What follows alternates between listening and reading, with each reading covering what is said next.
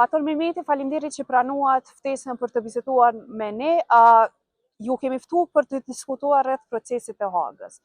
Ka filluar 2 javosh i fundit, fjala e fundit në procesin shumë zgjatur 5 vjeçar kundër ish-krerëve të UÇK-s në Hagë. Si po e shihni si do të mund të kemi një epilog, duke qenë se gjatë ditës së djeshme është kërkuar dënim prej 180 viteve, që i bie 45 vite për secilin nga ta. Ju jeni gazetar dhe keni përcjellur nga dita e parë procesin e gjykatës speciale. Si po e shihni ju? Realisht për mua personalisht nuk ka befasi thirrja e prokurorisë për të posur nga 45 vjet për secilin nga 4 akuzuar, për shkak se kjo gjykatë çysh fillim ka pas synim dhe mision për të dënuar. Pra është një gjykatë politike dhe si e tillë e ka për çdo ditë po e shpalos vetëm platformën e saj dhe idenë e saj për të dënuar ish-krerët e lutës. Kjo për 2 arsye. Spari buxhetit që e ka kjo gjykatë dikon 780 milion duhet më arsyetu gjithë ky buxhet që kanë përfituar nga shtetet pjesëmarrëse, një pjesë nga shtetet e Bashkuara të Amerikës, dhe së dyti qëllimi kryesor është për të rehabilituar Serbinë. Pra, për të thënë Serbisë që keni qenë bashkë në luftë, ka përfundu procesi, ka përfundu lufta, ja i dënuam edhe këta dhe për të dhënë një lloj karrote Serbisë me qëllim për ta futur në Bashkimin Evropian me idenë për ta larguar nga Rusia. Pra, ideja është thjesht kjo gjykatë nuk ka arritur asnjëherë me dal prej narrativës politike. Mirë, po kjo gjykatë është themeluar nga Kuvendi i Kosovës dhe njihet si gjykatë e Kosovës, por thjesht e zhvendosur në një vend të tretë. Nuk njeh prej ligjeve të Kosovës. Kujtojmë që kjo gjykatë është si thuash kundër edhe pavarësisë Kosovës, kuptimin që nuk njeh shkel procedurat e shtetit të Kosovës. Në një rast po supozojmë, nëse 4 shemave që quhen dënohen, presidenti i vendit nuk ka të drejtë me i falë, edhe pse me kushtetut i garantohet. Pra, nën kupton që kjo gjykatë nuk jep paskujt përgjegjësi, pra është një gjykatë sui generis. Dhe në këtë kuptim, kjo gjykatë ka arritur si thuash me shtru rrugën për t'i dënuar këta. Pra qëllimi i themelimit të kësaj gjykate është për t'i dënuar dhe për ta rehabilituar Serbinë në një farë mënyre, dhe ky ka qenë qëllimi kryesor. Nëse do të ishte një gjykatë që ku theksi do të vihet mbi drejtësinë, atëherë do të kishme një epilog tjetër. Për shkak se kjo gjykatë nuk ka arritur asnjëherë për të dyshimit bazuar me i vërtetu pretendimet e saj. Dhe shto faktin tjetër që kjo gjykatë në asnjë rast nuk ka arritur që një dëshmitar si thuash që ka qenë involvuar sipas prokurorisë në krimet e 4 Shesmadhës me paraqit. Pra kemi pas dëshmitar indirekt. Asnjë prej dëshmitarëve nuk është direkt. Kem pas një dëshmitar që Gjergj Dedaj që sipas prokurorisë ka qenë i arrestuar dhe i dënuar, edhe i njëjti i ka mohu gjithë ato. Pra, këtu mjaftojnë për të kuptuar se kjo gjykatë është një gjykatë etnike, monoetnike, dhe në këtë kuptim e ka qëllimin kryesor për të rehabilituar Serbinë dhe në një farë mënyre për të barazuar krimet në mes shqiptarëve dhe pushtuesit serb. Jemi në fazën e fundit të fjalës përfundimtare. Sot ka filluar sërish, ka vazhduar seanca ku krye prokurorja ka thënë fjalën e saj. Ajo ka ofruar rreth 5000 prova në këtë rast. Cila është faza tjetër? Faza tjetër tashmë pritet pas prokurorisë, pritet edhe mbrojtja e viktimave. Pra është një ditë për mbrojtjen e viktimave, pastaj e ka edhe fjalën mbrojtja, e cila pritet me 18 shkurt, pra të këtij muajit vetëm të përfundoj. Pastaj gjykata i ka 3 muaj ku për të marrë vendimin varësisht se kur ajo është e përgatitur për të thënë fjalën e saj përfundimtare. Mirë, po nuk do të thotë që gjykata ka kërkuar 45 vite do të dënohen me 45 vite, se të kujtojmë që në rastin Haradinaj ishte kërkuar 25 vite për zotin Haradinaj, po në fund doli i pafajshëm. Kështu që mirë, po në këtë rast e kem krejt një histori tjetër. Siç e cekava më herët, pa dashur të bëj lajtmotivin, ideja fillestare dhe qendrore e kësaj gjykate është për t'i dënuar, dhe të kujtojmë që zotri thotë që është me një proces tjetër që hipotetikisht edhe nëse do të lirohen këta, zotri thotë që do të qëndroj për shkak se është një proces dytë për shkak pengimit sipas prokurorisë të drejtësisë. A mund të ketë atje nëse këto lirohet në procesin tjetër të dënohet? Gjosat më të mëdha janë atje, për shkak se kujtojmë që disa pjesëtar të involvuar në këtë proces vetëm e kanë pranuar fajësinë dhe janë dënuar, sepse prokuroria të kujtojmë që për mbi 4 vite zotrin thotë që e ka përgjuar prokuroria. Pra ka mira dëshmi të cilat edhe nëse zotri thotë që nuk e ka pas qëllimin për të involvuar pjesëtar tjetër në këtë proces, pra për të ndikuar të dëshmitarët, mjafton që prokuroria brenda, si thua, brenda nuancat shkëpos kontekstin edhe të paraqesit vërtet, gjë që ka ndodhur edhe në këtë rast. Këtë kuptim zotri thotë që është tani me një proces tjetër, mirë po ky është procesi më i rëndësishëm sepse këta akuzohen për krime lufte, gjë që është jashtëzakonisht e rëndë, sepse zotri thotë që dhe tjerë nuk kanë pas mundësi sikur të dëshironin të bënin krime të luftës, se kemi qenë në një stat krejt në një stat lufte ku ka qenë e vështirë për të lëvizur brenda lagjës, imagjino, për me shku brenda prej zonës tjetër. Këtë kuptim, bie pretendimi i prokurorisë se ka ekzistuar zinxhiri komandues, gjë që ajo është mundu gjithmonë me lidh që ka ekzistuar një zinxhir komandues i cili ka dhënë urdhra, sepse ka qenë një ushtri jo e rregullt të QG-ja, ka qenë një ushtri guerile, një ushtri e dal nga si thua, nga dhuna që kishte psuar popullin shqiptar i Kosovës. Pra ka qenë një ushtri guerile, një ushtri e rregullt, e cila ka mund të ketë, si thua, hierarkinë e saj dhe për ta vazhduar, sepse të kujtojmë që kem pas komandant me komandant tjetër që mbasi nuk kem par asnjëherë, për shkak se ka qenë vërtet shumë kohë e vështirë dhe ne kemi qenë pushtuar. Kujtojmë, kështu që gjitha pretendimet bie mirë, po ajo që duhet besoj që mbrojtja të përdorë në këtë rast është që prokurorisë dhe gjykatës në vërtet me i paraqit kontekstin kohor kur është zhvilluar. A ka arrit mbrojtja të sjellë dëshmi të mjaftueshme për të kontestuar gjitha këto aktakuza?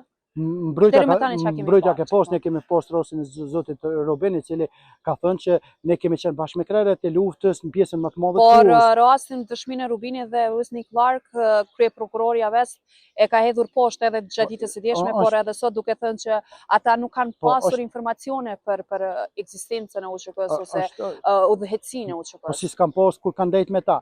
Është natyrshme që prokuroria të aludoj, mirë po është gjykata që në fund do ta merr vendimin mbi bazën e fakteve dëshmive, të cilat zotri Rubin dhe zotri Clark i kanë sjellë jashtëzakonisht shumë të, dhe besoj që këto dy dëshmi, edhe një dëshmi tjetër në favor të krerëve të luftës ka qenë e zotrit Sulejman Selimi.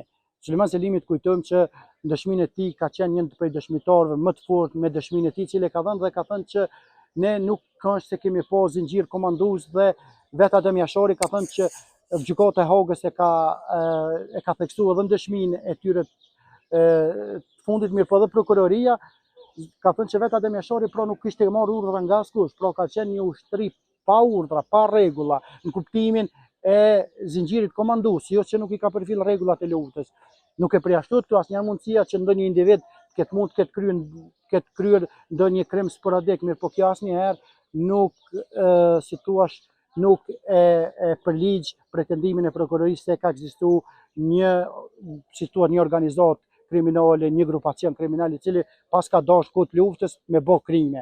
Kur në një kohë ku 1 milion shqiptar u përndoqën dhe ku UÇK-ja qëllimi kryesor i kishte në ato male ku ishin strehues popullata civile me i mbrojt. Jo me pas, sepse të kujtojmë që edhe UÇK-ja nuk është se ka pas armatim edhe ushtar aq të madh sa me pas komoditetin më marrë me pjesë tjera, derisa qëllimi kryesor ka qenë me mbrojt popullsinë civile. A pritni të shpallen të pafajshëm?